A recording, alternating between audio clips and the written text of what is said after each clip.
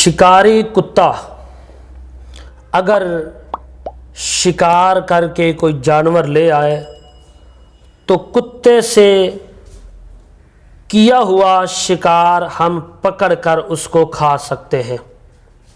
اور ایسا کتا جو شکاری ہو، اس نے کوئی شکار کیا ہے، چاہے وہ شکار جو اس نے کیا ہے اس کے منہ میں مر جائے، وہ بھی کھانا ہمارے لیے جائز ہے۔ قرآن مجید کی آیت کریمہ سورہ المائدہ آیت نمبر 4، اللہ تبارک و تعالی نے فرمایا وَمَا عَلَّمْتُم مِّنَ الْجَوَارِحِ مُكَلِّبِينَ تُعَلِّمُونَهُنَّ مِمَّا عَلَّمَكُمُ اللَّهُ فَكُلُوا مِمَّا أَمْسَكْنَا عَلَيْكُمْ وَاذْكُرُوا اسْمَ اللَّهِ عَلَيْهِ، فرمایا ایسا کتا جس کو تم نے سکھایا ہوا ہو اور سدھارا ہوا وہ کتا،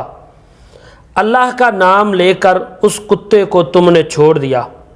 فَكُلُوا مِمَّا أَمْسَكْنَا عَلَيْكُمْ، تو کتا جو تمہارے لیے حلال چیز پکڑ کر لے آئے تو تم اس کے اوپر اللہ کا نام لے کر کھا سکتے ہو۔ تو معززین، حضرت ثعلبہ رضی اللہ تعالیٰ رسول اللہ صلی اللہ علیہ وسلم سے سوال کرتے ہیں، اللہ کے رسول ہم لوگ شکاری ہیں، کتے کو چھوڑتے ہیں، اگر وہ کتا کوئی چیز پکڑ کر لے آئے جو شکاری کتا ہے تو کیا ہمارے لیے اس کا کھانا جائز ہے؟ تو رسول اللہ صلی اللہ علیہ وسلم نے فرمایا، جامع ترمذی 1464 حدیث نمبر، فرمایا کتے کا کیا ہوا شکار جو حلال جانور وہ پکڑ کر لے آئے تمہارے لیے کھانا جائز ہے، تم کتے کو بسم اللہ پڑھ کر چھوڑ دیا کرو۔ تو صحابی نے سوال کیا وَإِن قَاتَلَ، آپ نے فرمایا وَإِن قَاتَلَ، اللہ کے رسول اگر وہ